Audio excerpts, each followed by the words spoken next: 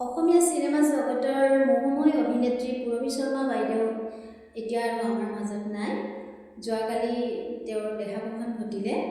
আমি তেখেতৰ গান সৰুতে কিমান শুনিছিলোঁ, বহুতেই মনত পৰিছে আৰু বহুত দুখ লাগিছে যিহেতু তেওঁৰ অকাল মৃত্যু হৈছে।